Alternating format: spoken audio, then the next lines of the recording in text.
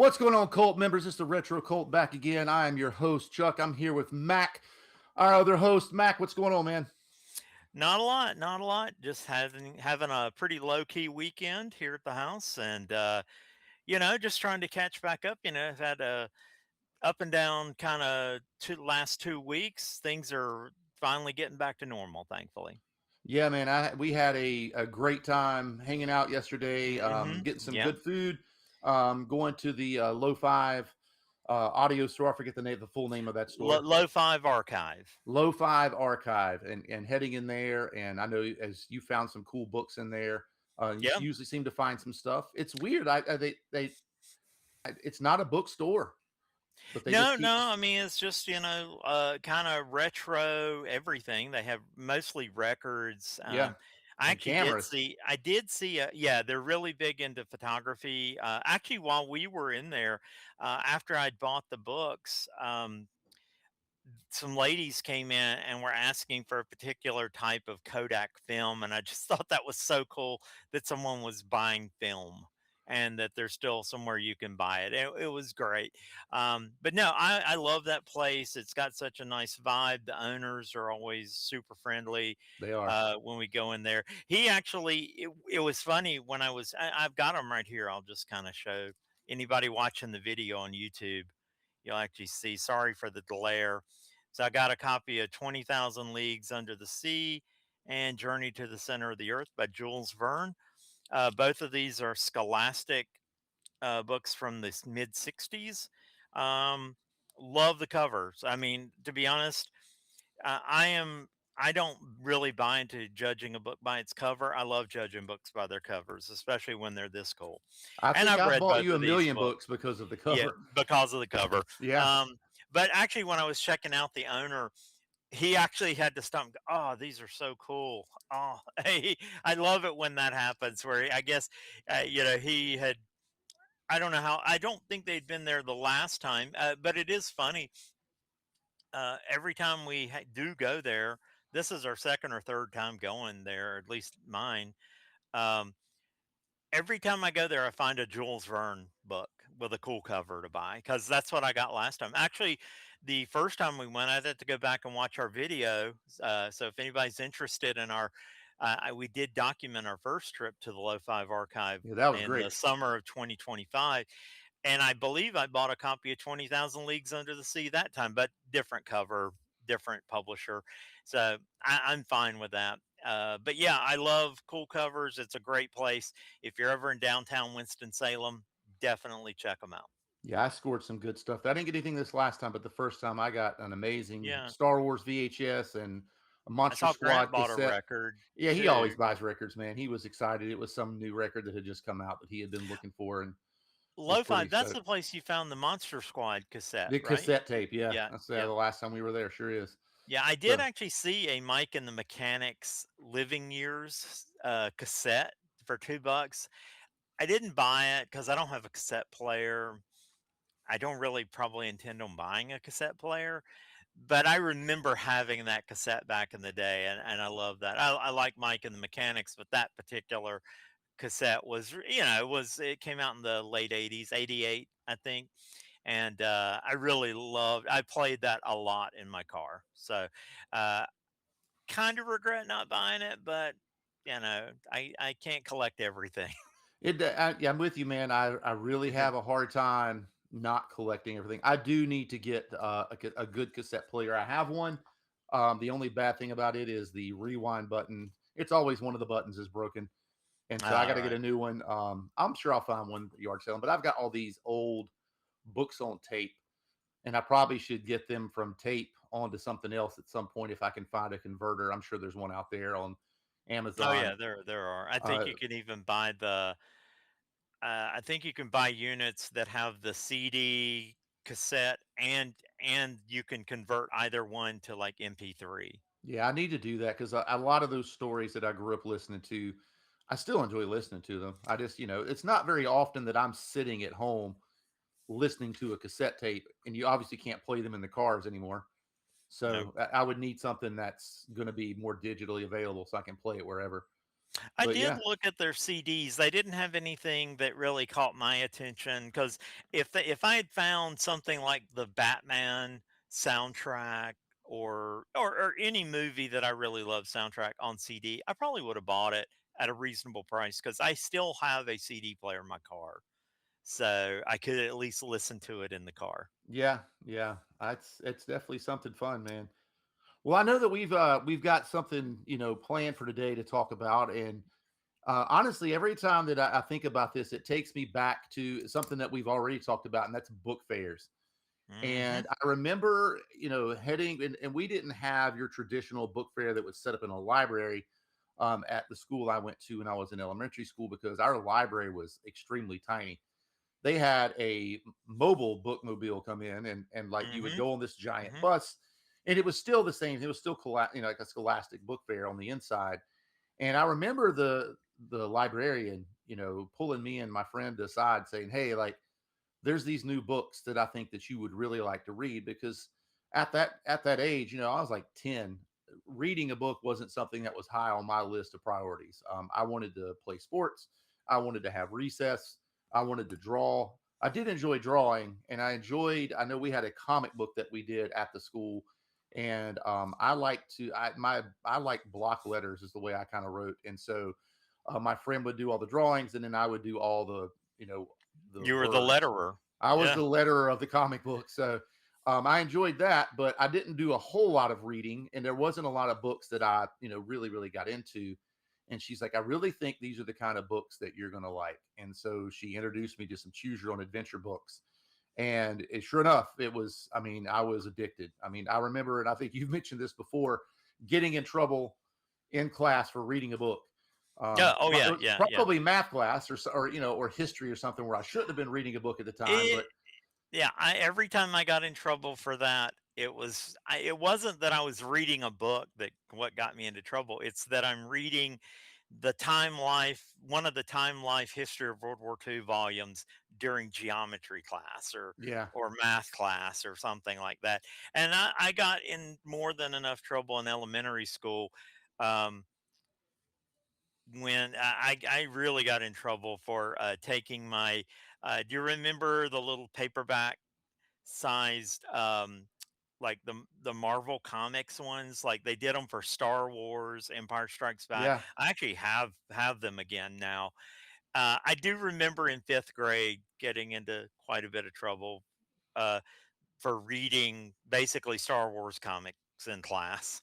Yep, same. And that was me. I couldn't put them down though because Oh no, yeah, it they're was a challenge, and it was I mean this is the time of like Nintendo where you try the level and you die and you reset and you go right back into that level and hmm you try again, but you try a different strategy. And these books were literally the same thing. It's like, oh, okay, so I thought it was going to be smart to hide, but hiding on was the wrong choice. So I would go back through and I would read and I would get back to the choice. And I obviously I know that hiding is not the thing to do, and so I would take the other path, and that would lead me to more decisions. And I just could not, I couldn't put those down. I was addicted from the get go on those. So it's definitely one of those books that really kind of grabbed me from the very beginning, and has been ones that I've looked at ever since and really enjoyed. And I don't know if it was the exact choose your own adventure line that I first bought. I feel like it was the Which Way books that I picked up at that book sale because those were, I mean, they all came out at roughly about the same time.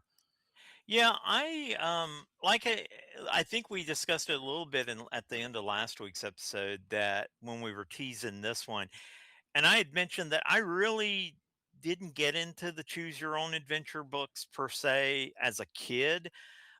It wasn't until Dungeons and Dragons really became a big deal, and I did discover that that TSR actually made their version of choose your own adventure. Actually, after digging into it a little bit, those ran for a super long time. First under their endless quest, which we'll be looking at some of those here in a bit. Um, Those were not all Dungeons and Dragons though. Those were choose your own adventures books, and different books could be set in different properties that TSR had games for at the time. Could be Dungeons and Dragons. But I got really introduced to Dungeons and Dragons through the cartoon in the early '80s. I loved that cartoon. That made me want to. Then I, when I will say I don't really know that I knew for sure that the extent of the game when the cartoon came out. Um, but I do remember after finding out it was a game, and we would occasionally. You remember Hungate Hobbies Oh yeah. at the mall? We would go there, and they had a role playing section in the hobby store, and that's kind of where I started getting into it. And like I mentioned last week, I really none of my friends had any interest in Dungeons and Dragons. Um, we did have shared common interests, but that one fell outside of all of my friends. It, they just didn't. That was a nerd bridge too far, I guess. And so I really couldn't find anybody to play the role playing game with, and then I want to say it was probably Hungates where I found, because they probably also had some of the Endless Quest books, and so that gave me a little taste of the role playing part of it in a book where you could do it by yourself. So that was definitely my first interest in choose your own adventure. Now later on, I did find some of the other ones, and I know you have some of the DC comics. Are those Which Way, or are those Those are, I have it right here. Yeah, they're Which Way books. Which Way books, Yeah. right? And so I would have definitely been into those. I do seem to remember some of those. Um, but my memories are really foggy on that. I really remember the TSR ones. And then later in the '80s, they ended the Endless Quest line and started. These were purely advanced Dungeons and Dragons, and they were game books. They were still choose your own adventure, but they're a little more detailed because you actually made a character and played the adventure like a role playing game, but you could still do it by yourself. So those are very cool. I have a few of those too. I've actually I had some of those back in the day. Unfortunately, as time goes on, you lose them, you sell them, Yep. whatever. But I've actually recovered a few of those through some trips to Wisconsin and half price books, which I will say I don't really miss traveling for work that much, but I do miss getting to go to half price books every time I traveled. Yeah, I miss you going to that too because I always love seeing the haul that you were going to bring Oh back. yeah, man. Yeah, I found some good stuff. I found some good stuff at those. But um I will say, all the times we go to McKay's, I never see the Dungeons and Dragons ones there. So I'm I pretty sure actually, that as soon as they get them, they're gone. well, I have some newer versions of the Dungeons and Dragons Hmm. books. That I take that back. I did see those last weekend when we went to McKay's. They had some, but they're like the new ones. They're yeah, like from they're Wizards newer. of the Coast. I'm looking for the ones published by TSR back in the Exactly. '80s. Yeah. So, Yeah. and those new ones are not bad. Those new ones are pretty No, good because yeah, they looked great. it Yeah. puts you in the shoes of the cleric or the mage or Yes. whatever, and so Yeah. you have to you go into it and you're a very specific character, and I Yeah. like that. But I do like some of the other books that I have that are more role playing books that you get to design your character at the beginning, and there's dice rolling involved in the within the book because it really is one of those things where like we've talked a lot, it is tough, especially when you get older, to sit down and devote 3, 4, 5, 6 hours on a day. Where a book like that, if I pick it up, I can play for 30 minutes and read. And if Yep. I need to go do something, I just, put a bookmark in, put the dice down and remember where I'm at and move on, where it's kind of tough to do that when you're in a group. So I like Yeah. those kind of books a lot. Yeah, I actually did pick up a few at McKay's from lines I had never really heard of before, and but they all sound really interesting. But if we want to do some show and tell, you gave me these, but I actually have a couple of the. These are the Endless Quest books. Yeah, So these. getting close to that whole set. I've got a few that I need to get. Yeah.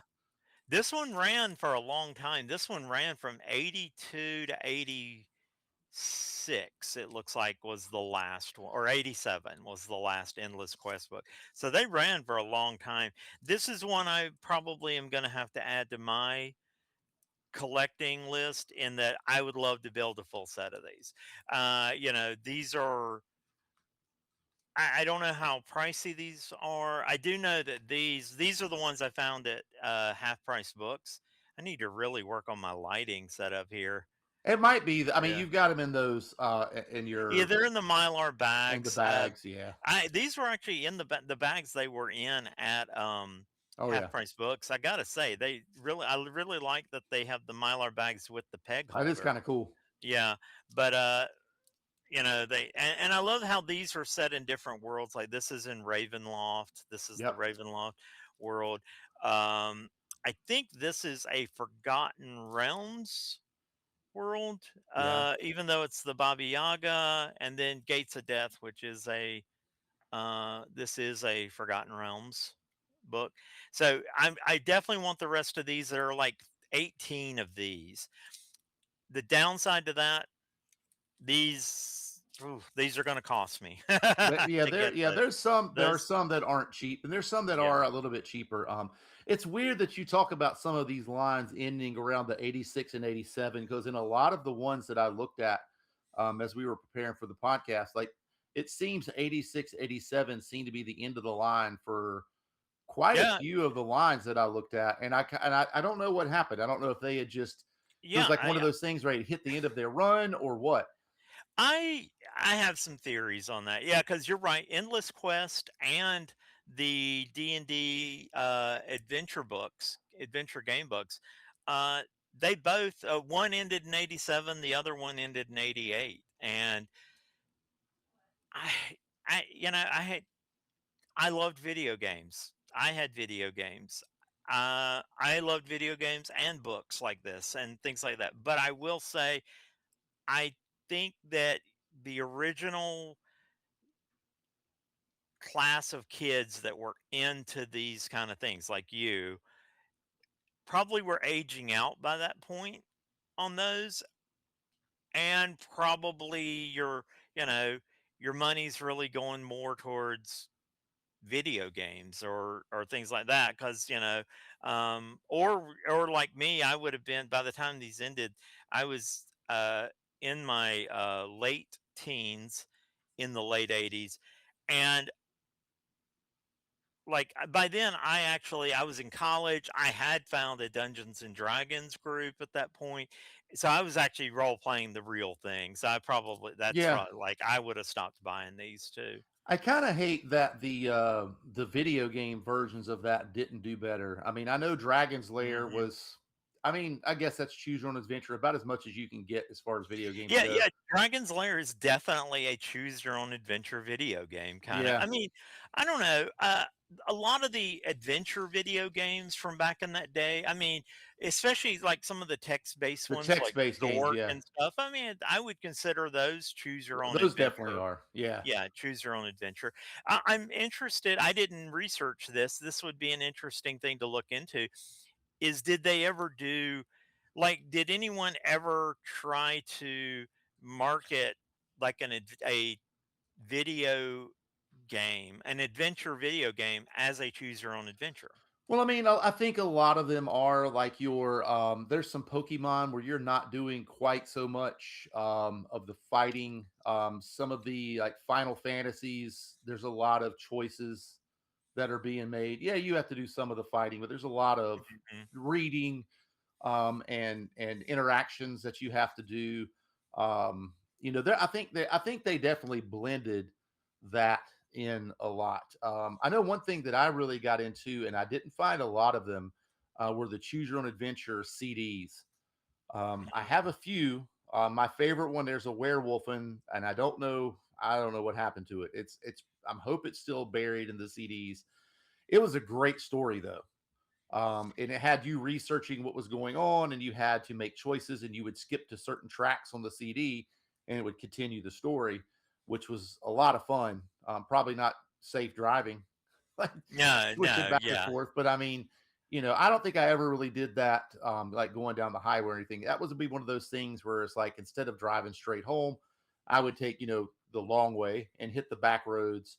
And, I'm probably the only person on the road driving around late at night after leaving the mall or something and just seeing how far I can get into the story and then, getting home and whatnot. But yeah, I mean, it's definitely one of those things. And I was actually kind of shocked at how early choose your own adventure books had started. I mean, I think I've spent this whole yeah. time, really kind of putting that on Edward Packard, David Corenswet's, was it grandfather or great grandfather, one of the I two, think grandfather. Yeah, grandfather on his yeah. mom's side. The current Superman's Yeah. grandfather created Choose Your Own Adventure. So That's yeah, an I mean, I know interesting he was fact. telling his daughter stories, and he got to a point where he had kind of lost some ideas, and so he started asking the girls, "What do you think the character should do?" And that's where the Cave of Time came from, was Yeah. basically those bedtime stories. But it's actually, it was two ladies in the 30s that came out with a thing called "Consider the Consequences,"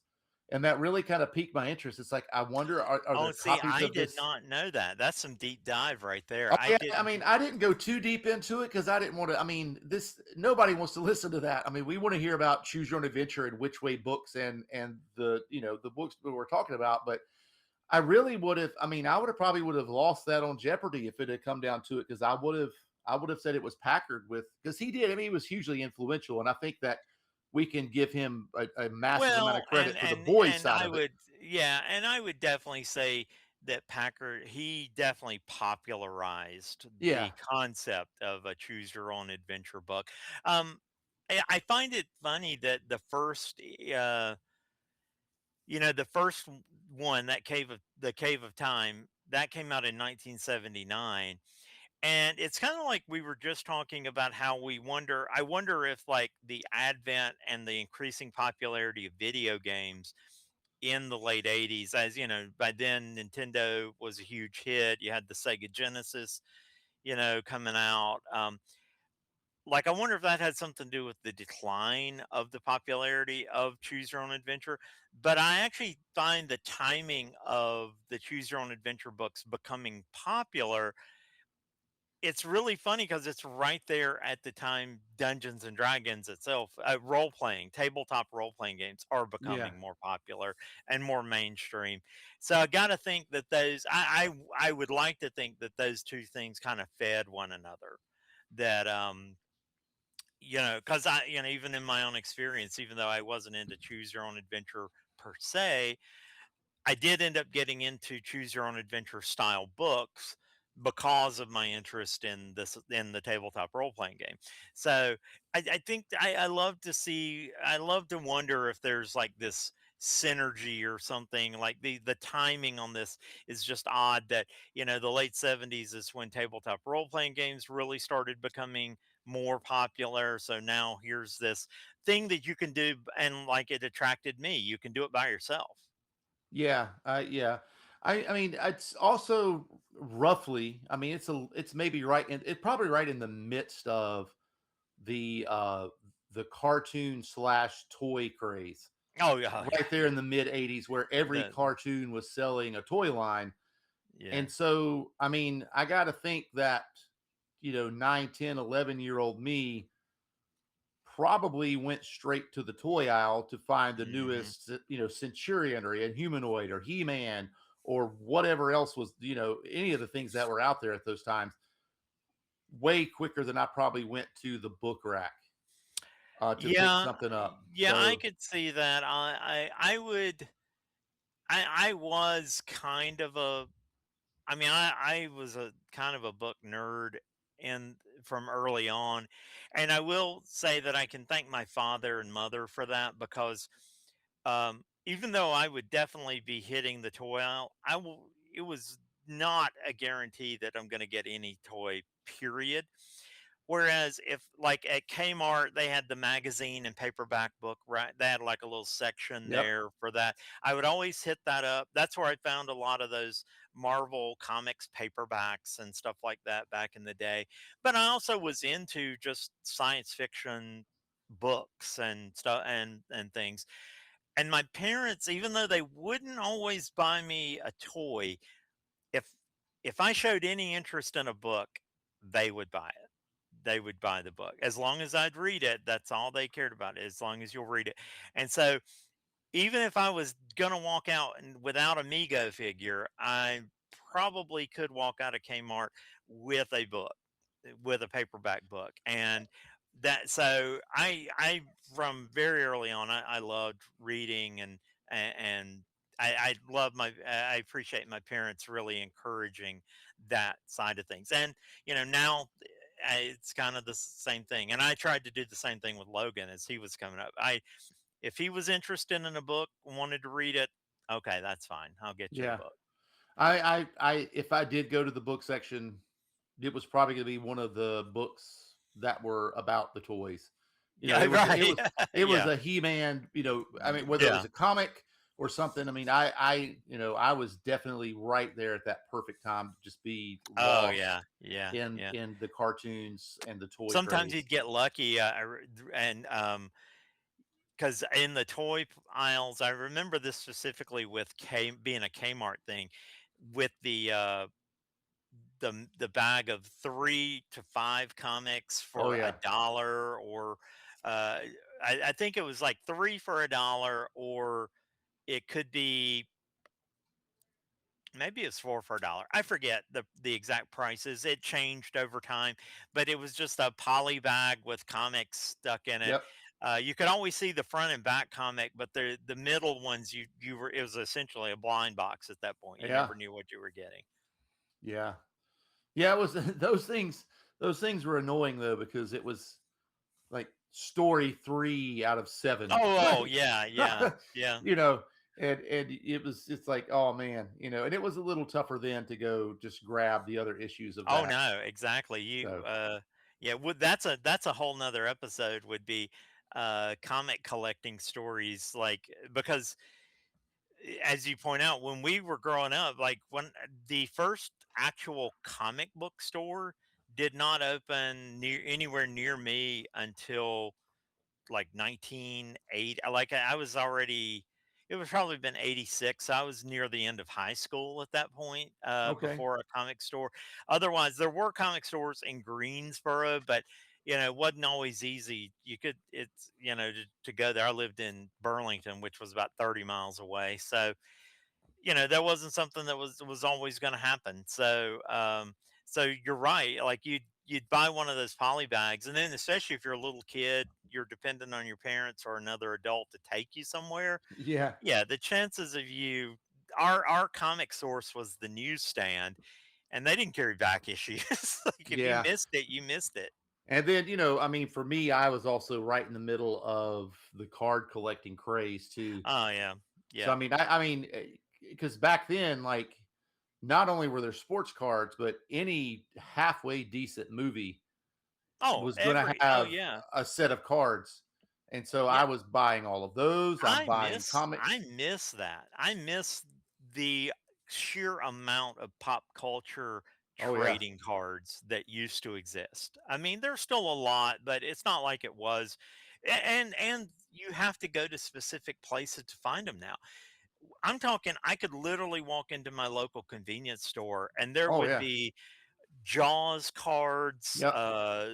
Star Wars cards, Planet of the Apes, anything you can imagine, tops, anything that Tops or Donruss or one of those card companies made, it was going to be there at your normal, just regular convenience store. Ah, yeah, no, it was definitely good stuff.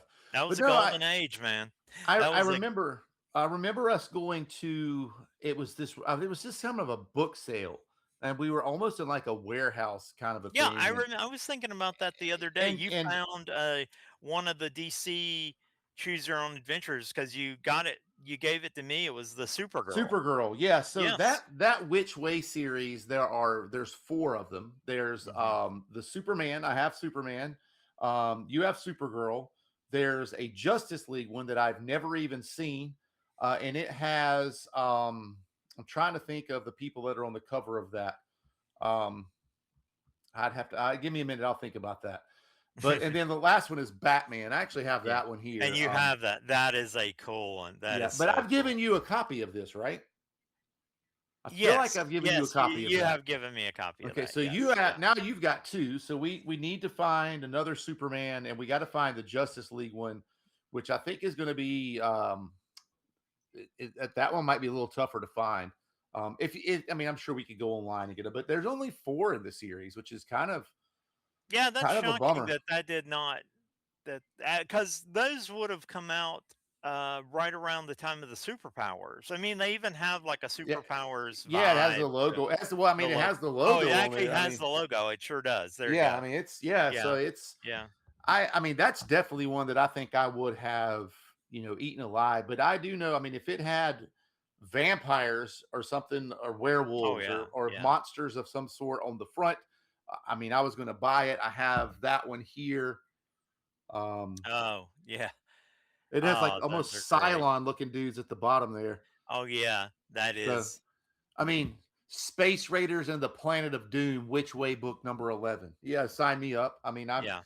they almost needed to have a free period after getting on, going to Scholastic or, going to the mobile Yeah, that would have thing. been a great idea. I I think that's, remember you mentioned the bookmobile. I remember the bookmobile in elementary school. Our library also wasn't very big, and so we actually had the bookmobile that would come and do the book thing. Then then we still had the Scholastic book fairs in middle school, at yeah, least the early part of middle school. And at the middle school I attended, that one had a much more sizable library. So that's when they would just set up in the library. Uh, but uh, but yeah, I remember the bookmobile. It was a lot of fun. Those were exciting days. I would get so excited. I mean, I remember when they would hand out the little catalogs to take home oh to yeah, show your parents and stuff. That was very akin to when you'd get that Sears wish book in the mail right before, because oh, yeah, Christmas is coming. And and we I don't that's definitely another episode, because I know we both are on the lookout for old wish books from oh yeah, certain time periods. yep, And I when those wish books would show up, man, you would think I studied that like scholars study the Dead Sea Scrolls. I am like digging into that. I By the time Christmas is coming, I have every page of that toy section memorized. oh yeah, yeah. I mean, it was exciting though to see all of those things. Oh And yeah. like, Oh the yeah. way that they would set up the play sets, they'd have Castle Grayskull Oh, and I all of know. the Yeah. action figures, posed, Yeah. and you're thinking, oh, that guy is gonna look Yeah. good in the collection. Oh I yeah. have to have that character.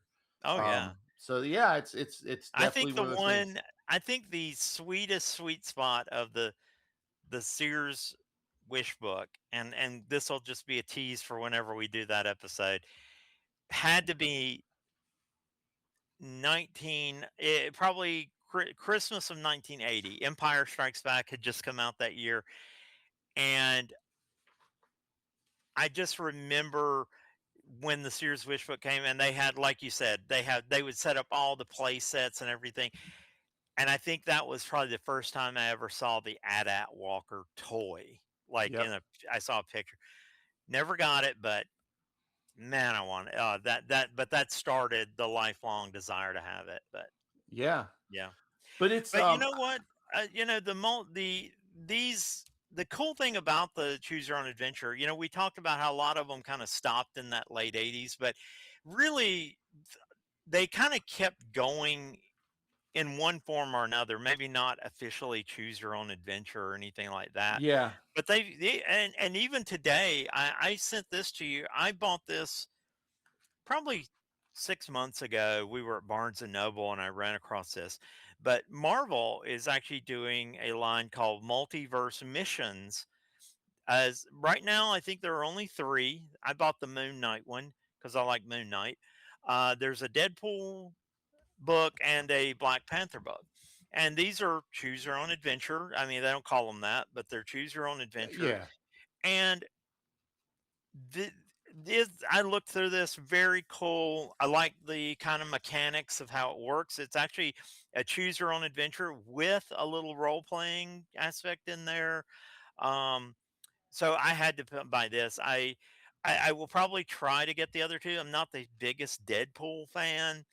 I wish they would do one with like the Avengers or something like that.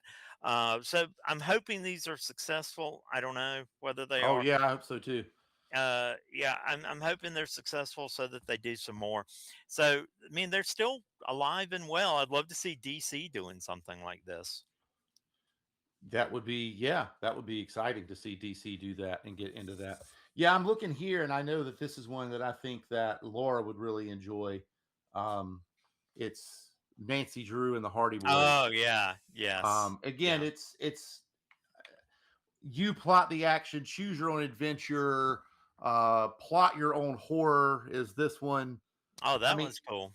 yeah, Yeah, whatever. I mean, whatever the title was, they're all choose. I mean, I think they're all choose your own adventure. I mean, we just kind of lumped them over the same title, but they were all fun and they're all really unique. And I like the way that yeah. they you can I get had more to than pick one this. read. Speaking of horror, I had to pick this one up too. It's the Choose Your Own Adventure Yeah, Goosebumps. Now these actually, there are quite a few of these. This is the first one. They had this one at McKay's. It was in great shape. Wasn't a bad price. Probably a little more than I should have paid for it, but um, I was clearly too old. I was not the target market for Goosebumps, but I had a son who was when these, he really got into these once he was a little older, and they were, still going on in the mid '90s, and with the then with the Goosebumps television series, he really dug that. So I got to slide in there and kind of read them because I'm like, yeah, they're for my kid, but yeah, but I mean, I have to admit though, I mean, I am kind of jealous of the kids that yeah, got to grow up in the Goosebump time though, because yeah, it a was. I lot of mean, fun. Yeah. it was a lot of fun because you were. I mean, it was like, hey, on a very specific cycle, there's a brand new book that's going to come out. It's going to be Hmm. very similar, not the same characters, not the same type of story, but still Goosebumps. I mean, even the kids today still like to read the Goosebumps and watch the Goosebumps TV series in class. They love it. Actually, some of my favorite YouTube videos, King Noose Me and oh, I can't remember the other guy's name. Oh, that's so terrible because he's so good.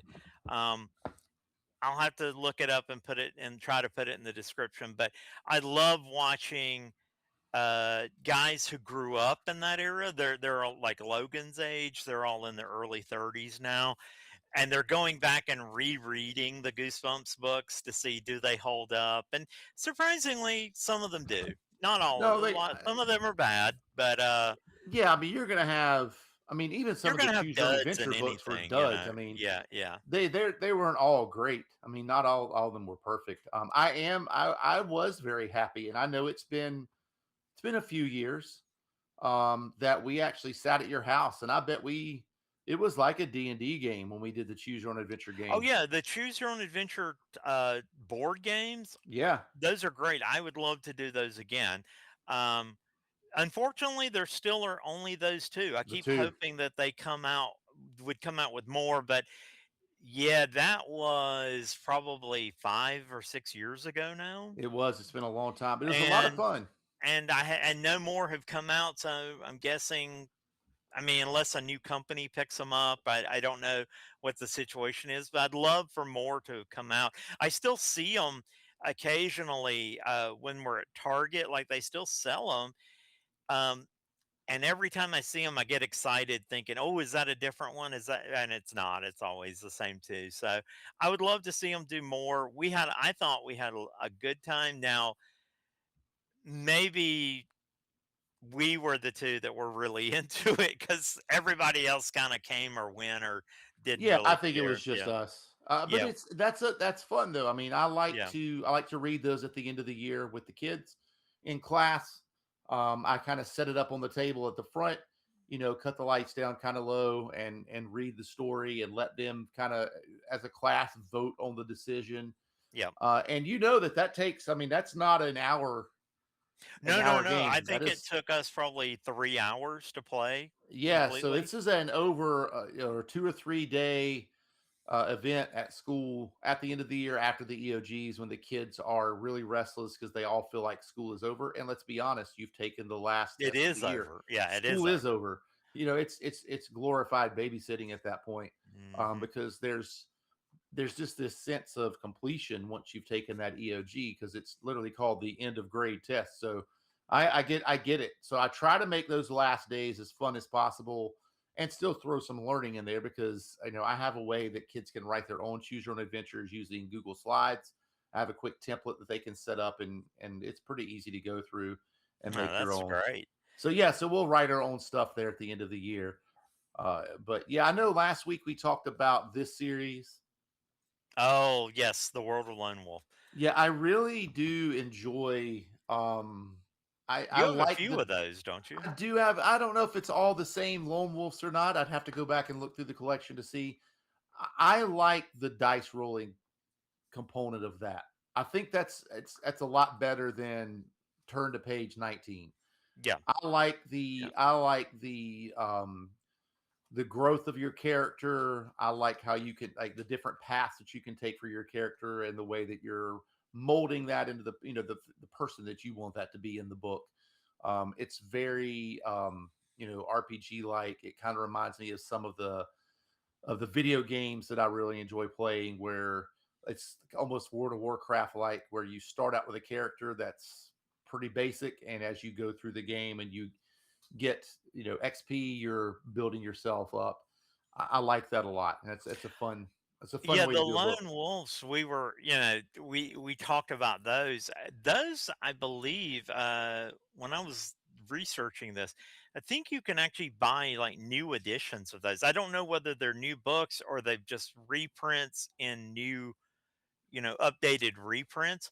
Okay. But I did actually find a box set on Amazon of like 5 lone wolf Hmm. books, and I don't know if they're existing ones. I'd have to get a full list of what they were because that one did go for a while. It was in '84 and ran for 31 books, it looks like. So that one did run for a good, that one had a good run. Wow. Yeah. I'm looking. I mean, now that you said that, I'm looking up. There is a books 1 through 12.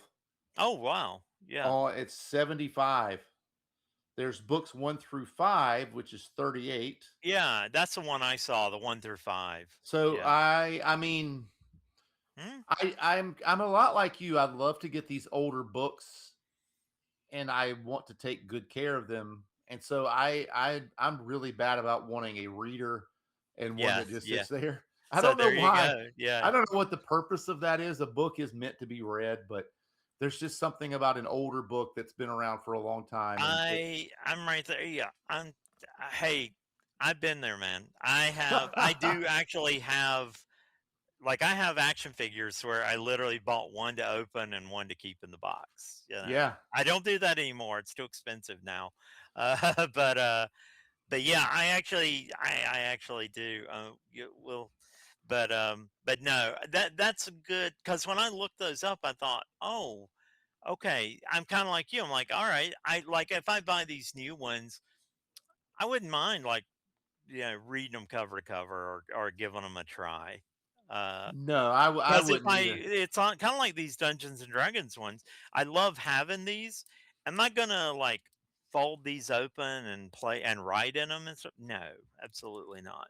Now, Yeah, yeah, I they're never now they're meant yeah. to keep in a Mylar bag so that I can look at it, open it up, smell it a little bit every Yeah. now and then, and just know that it exists. That's Yeah, what I want to.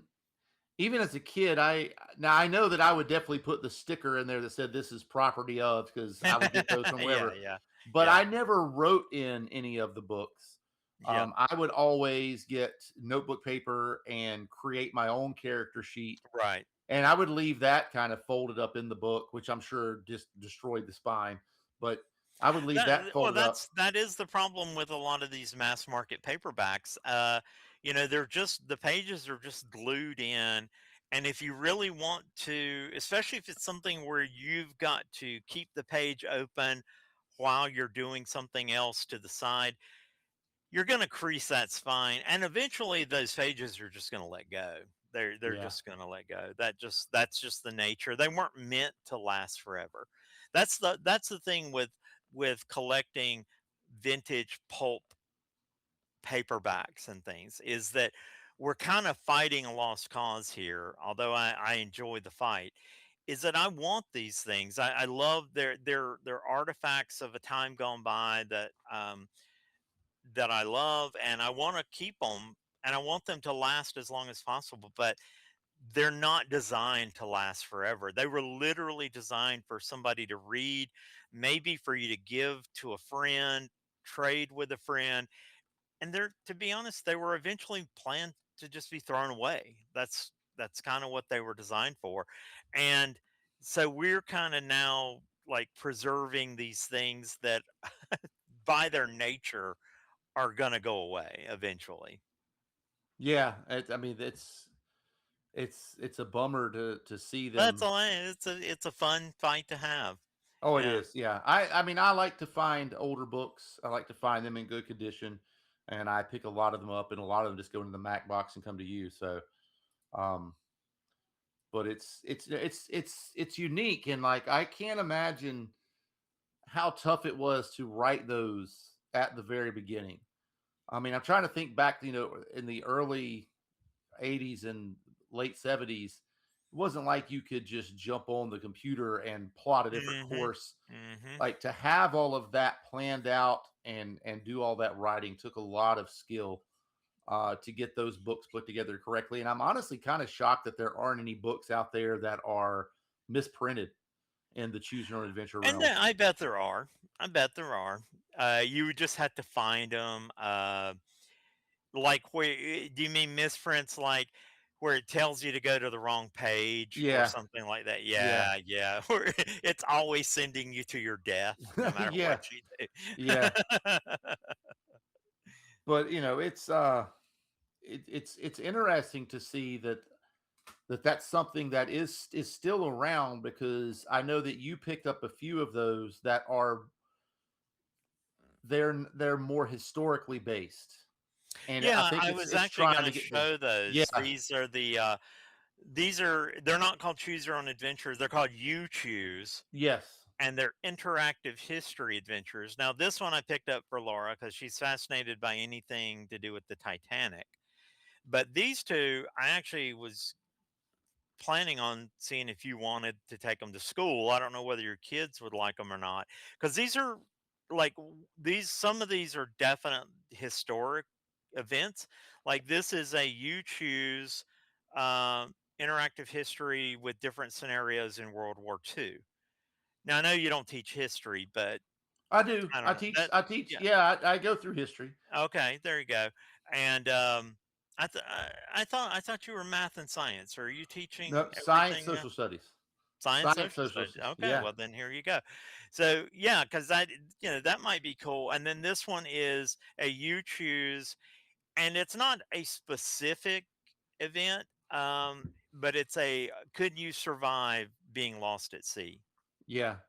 As And you're saying that, I think one of the things about all of these books that a lot of time really kind of goes unsaid, the reason why they were so popular, and I know there's a few out there that are written that way, but I think almost all of them, and I know the choose your own adventures were definitely written this way, was always you are an explorer, you yes, are a yes, doctor. right. And so it You're the was main character. you are the main character, and it was, especially at that age, very easy to immerse yourself in the book because it Yep. was you. And you are, I mean, I know it's literally in the title, choose your own adventure, but you are making the choices, and the Yeah. choices are, they took on more of a significance than they really should have for a 10-year-old. Yeah. No, It's not I that get it. important. I mean, Right. at some point, I think as an older person, I probably would go through and like, I'm just going to make the stupidest choices possible in this book to Hmm. see how long it takes me to die. But as a Well, kid, I didn't want to die. I wanted to w- make it to the end. you make a great point because, and this actually goes back to your earlier point talking about,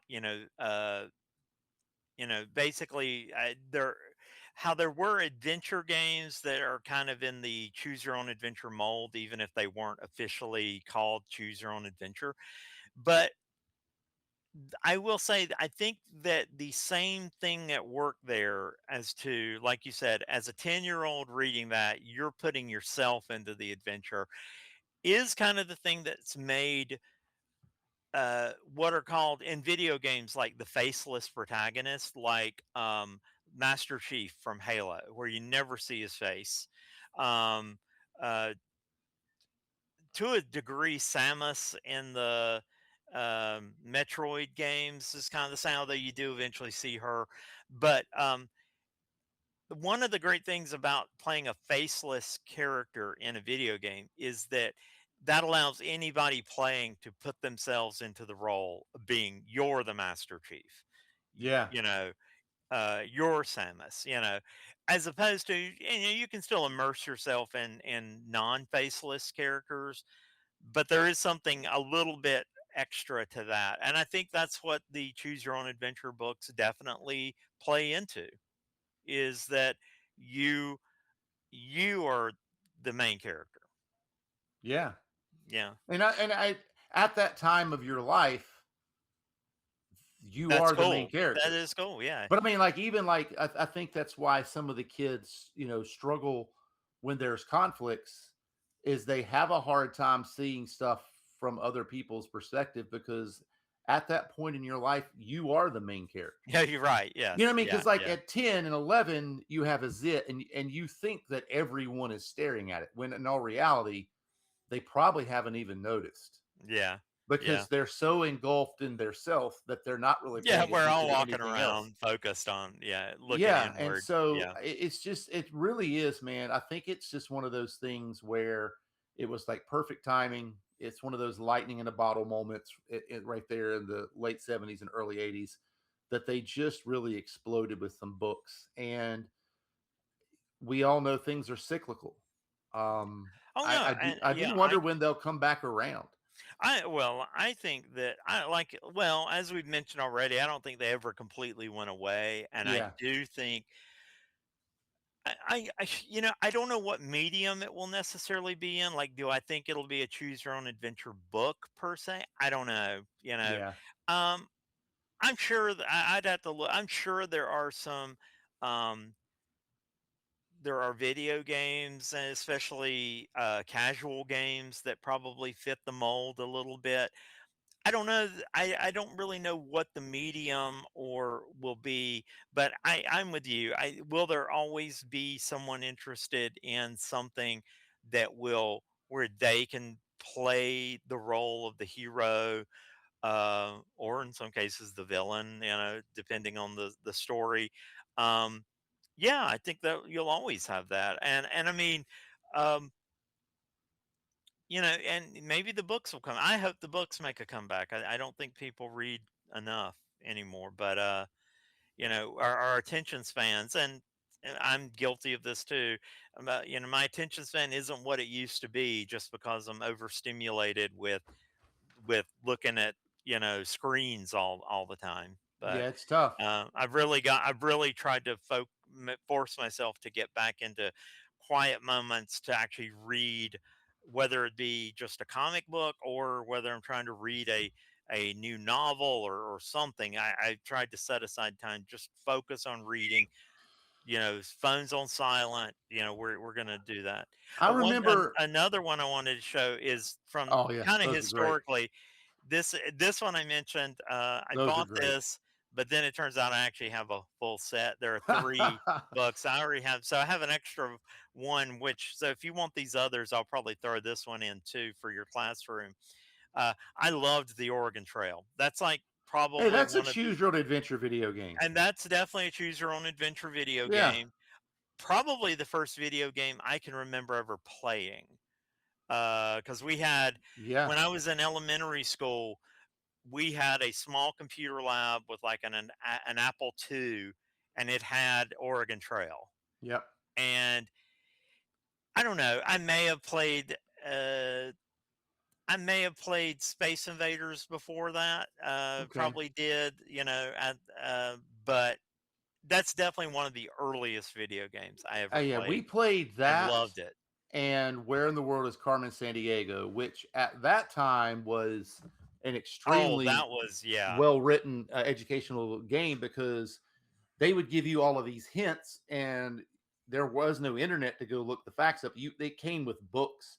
And so yes, you would be flipping through the books to be like, okay, which city has these yes, descriptions in? And so you're learning about places and trying to track her down. So I remember John and I, it was one of the two. It was either going to be Oregon Trail or Where in the World is Carmen Sandiego. And once we beat Carmen Sandiego, I remember that was a very exciting day, yeah. but it was a lot of Oregon Trail. Yeah, And they actually redid Oregon Trail for the iPhone a couple of years yeah, ago, and I downloaded it. It was a lot of fun.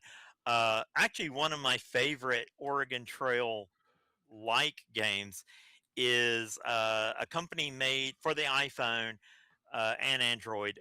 They made a post-apocalyptic yes, zombie game, but it yes, was set up like, and it's even like the old, green on black. it is. That's a great Yeah, game. yeah, it is great. That one fascinated me for the longest time. I still think I still have it installed, but no, that was a great Oregon Trail knockoff. Yeah. But I And want to then go back to something I just real okay, quick. I don't want to steal your thunder because no, no, this go was ahead. really neat. I think this was probably back at your old apartment. And I remember this and it's one of my favorite memories. And I feel like we might have been either waiting for the girls to come back from something or we just decided to hang out when they were gone. But I remember coming over and I remember you had like this, it wasn't the spinner rack yet, but you had your comics on something similar to it. And we decided to just sit there and read comics. Oh yeah. And I remember getting some comics off the rack and and I remember sitting on the couch and I swear we were silent for like an hour. Yeah. There were no phones. There was no, and I don't even think that we discussed what we had just read. I think we just had like this super quiet time of sitting there and reading, and enjoying a drink, and it was so nice. It was just so peaceful to just sit there and immerse yourself. And it's still quality time spent with someone, even though there were no words said, and Oh just yeah. really Yeah, enjoyed yeah. reading some comics and some books for a little bit. And I mean, Mm. I know that we're really bad about gabbing when we get together, but that it was just one of those things. It's like, man, that was a lot of fun to just sit there Yeah, and read and I be quiet. remember that. That was actually at my real old apartment. That Yeah, was like before Laura and I moved in I together. think so. So yeah, I didn't have the spinner rack then, but what I did, I went through this phase where I wanted to have. I had those like 9 cube things you buy at Target. Yep. They're just the cube, and I had bought these bins, and they had comics in them. I just wanted basically to. I wanted to turn my house into a comic book reading library. Yeah, And yeah, I remember that. That was a lot of fun. it And was. yeah, it's not necessarily like you said that you got to sit around and talk about it. I mean, if we wanted to, we would. Sometimes you just read a comic and all you need to say about it to anybody else is that you should read this. Yeah. You should read this. I mean, Yeah. I'm looking forward to. I know that we've been talking a little bit about getting into some of the comic book series and things, and some that we've read before, and some that we've never read, or some that Yeah. you've read and I haven't. I am looking forward to just getting together and sitting down and reading and going through a series and getting to the end of that and having the conversation. It's gonna be a lot of fun. Yeah, I actually I can't wait to do that. I think that's when we do that, that's I think I might have our first guest on the Yep. podcast too. My friend Mike Heckman, who has recently been reading Camelot 3000, which was a DC comic from the early 80s. That's a futuristic sci-fi story that centers around the return of King Arthur. And I remember it was such a big deal at the time. Like you can still look in most any DC comic from around that period, from the early like 82 to 84. It would have been sometime in that area. And there's at least going to be an ad in there for Camelot 3000, because it was also one of the first mini series that DC was doing. Marvel had kind of started the mini series with, I think it was Contest of Champions was the first one, then Secret Wars, and then of course DC jumped on the bandwagon too. Yeah. And Camelot 3000, it had amazing art. It was a great story. So it's got a sci-fi fantasy vibe to it. And when he contacted me recently and told me, "Hey, I found these. I remember these from back in the day." And so I went and looked up. I have the trade of that. So I was like, I even told him. I said, "I'm going to read these. I want you to read it." And I told him, he listens to our podcast, and I said, "I want you to come on and let's just talk about Camelot 3000, because that's one of those, I think a lot of people, that's like, I think would definitely qualify as a forgotten gem." It's funny. It was actually mentioned in a Big Bang show that Cassandra and I were just watching the other day. Really? Yeah, No yeah. way. And Okay. it sure was. I'll have to find the episode that mentions that and send you the clip. I was like, we're actually getting ready to do a podcast on that later on. I was Yeah, like, I yeah. was, We just need to make sure you get a copy so you can read it. You can yeah, borrow my trade okay, and read it. It's 12 issues. I will say the writing is a little dense, uh, but it's good. That's really good. yeah. No, I love those stories where people get immersed. I have that. I got to finish. I need to get back into reading that book. I just have been just too busy doing other stuff.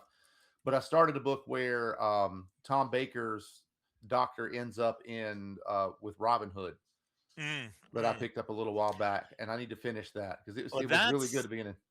that is another one that we definitely are going to have to talk about, because um, as going through, as I've been saying for months now, I'm working on organizing my collection, and that should just tell you that, you try to do this in little, you know, after work, on weekends, that kind of thing. Yep. So it's taken forever, but I keep running across things I forgot I had that just blow my mind. And I'm like, oh God, I wonder. Yeah, that's why I never get anything done. I go up there with every intent of, let's just get in here and start alphabetizing comics.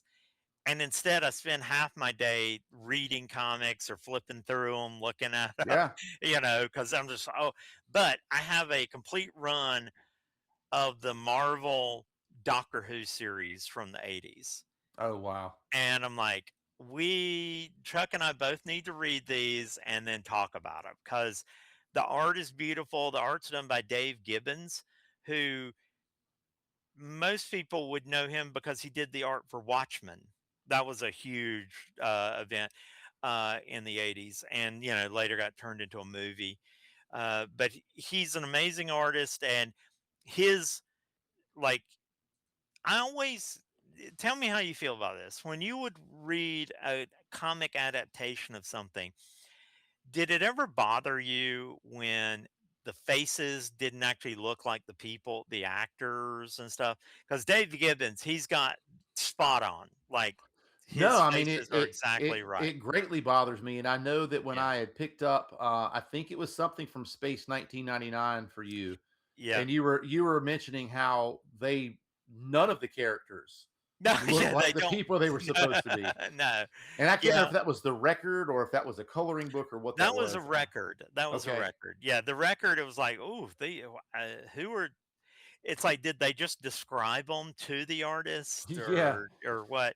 Um, that happened a lot. Like, I have a problem. I love the Star Trek comics that Marvel and DC both did in the 80s, but it really irked me when they would hire artists to do the work. And I'm like, have you ever seen the Enterprise? I mean, Yeah. just look at a picture of it, dude. You got it completely wrong here. I don't know, but yeah, I can't wait to do some of those episodes, because yeah, we've got some really interesting series to talk about. And I would even say a lot of things that are kind of forgotten. People, like I don't see people out there really talking about the Marvel or series, the Doctor Who series from the 80s. Yeah, it'll You be know, fun to get into that for yeah, certain. it'd be great. And um, actually, the series occurred even though it was in the 80s. So Tom Baker already wasn't the Doctor anymore. He was the Doctor when the series started, but at some point during the series, they transitioned him into the fifth Doctor, Peter Davison. So there is a regeneration in during the series of the In the comic, comics. That's pretty which cool. is kind of Wow. cool. Yeah. I did want to show you one more chooser, Yeah, and I found absolutely. this one. I'd never heard of this series. It's from a company called Capstone. It's another, oh, it's the You Choose. So it's like the historical ones. Yeah. But this one is, can you survive an artificial intelligence uprising? So I Oh, thought that's got to be brand new. this was Yeah. very timely. No, actually, believe it or not, this came out in like 2014. Okay. So we've apparently 2016, sorry, is Okay. the public. So boy, I'm gonna read this and see how well I'll do once Chat GPT comes to get me. Hey, listen, as we always say, we welcome our wonderful overlords. Yeah, yeah, yeah. Actually, yeah, I gotta say, so far I dig Claude. I don't think Claude's gonna turn on me just yet. Yeah, no, Claude's pretty Hey, that's awesome. why I That's one of my always favorites. try to be polite to the AI. I do that same. Yeah, I'm always saying thank yeah, you, that's the even though I don't need thing. to. Like when you watch series like the reimagined Battlestar Galactica, in the spinoff show Caprica, it's a prequel, so it kind of shows the development of the Cylons. And then in the show The Orville, there's also a mechanical race that rebelled against their creators and killed them all. But they all have one thing in common: the the biologicals, whether they're humans or aliens or whatever, they're jerks, and that's why the AI went nuts. So, Or we'll get Daleks and they just kill everything. well, but again, they're not artificial intelligence. Yeah, yeah, They're alive, so they're just jerks. yeah. They're Hey, I just wanted to show jerks. you, just so you know, Oh, nice, I've got nice. the wax fangs on today. That is Rocking the wax. awesome. It's hard to Yeah, see in the pod, but I couldn't let you leave without that T-shirt now because I appreciate that, man. I, I knew you would talk yourself out of it. I'm You're I'm terrible about it. It pays off a Well, it lot was of the on time. sale too. It was like on It was. clearance. It's Yeah. it's a good deal. I do appreciate it. So Because I believe that we looked at that exact same shirt last year, last year when we yeah, were at Mass General and it Store. was It was expensive. regular price. Yeah. Yeah, And so now I've got to keep going back to Mass because they had the Tootsie Roll Pop yeah, T-shirt with the Professor Owl on it, yep. but it's still full price. So I'm like, all right, now now that I know they will clearance those things eventually, Got to I keep just our eye got to out. get lucky that they'll have a 2XL Yep. that makes it to the clearance because it's like I'm a cheap. I can be a cheapskate. That's the irony. I guess I'm a uh, that's my dichotomy is that I can be at the same time a cheapskate and a spendthrift at the same time. Just depends on what I'm buying. Um, Yeah. but with t-shirts nowadays, whew, I see so many t-shirts I love, and then when I see the price of it, I'm like, I am not paying that for a t-shirt. Yeah, I mean, I've really not spent a whole lot on t-shirts, and I know there for a while. I think we both had too many. I did. I had way too. I still have too many, just to be Yeah. honest. But Well, I mean, if you, I will say this, man, if you really don't want them in their pop culture, just take them to McKay's and get you some credit and buy some books. yeah, well, the thing I want to do is eventually the ones that either wear out or I stop wearing. I do intend on turning them into a quilt Oh, one day. yeah, Where you can the send them t-shirt away quilts. Yeah. and have them turned into a quilt. Because some of the ones I have are such cool pop culture references. Like Oh I yeah. don't want to lose it. I want to I keep it. understand that. Yeah, yeah. Most definitely. Well, I know we've exceeded our hour. I don't want to keep people too long. I don't want to keep you on the line too long either. I know you got things to do before work and things, but I hope you have a good week. Thanks to all the listeners. We really appreciate it. Feel free to leave some feedback so we know that you want to hear about next, because that's what the podcast is all about. All right. Everybody have a great week. All right, Mac, take it easy, man. Later. Bye.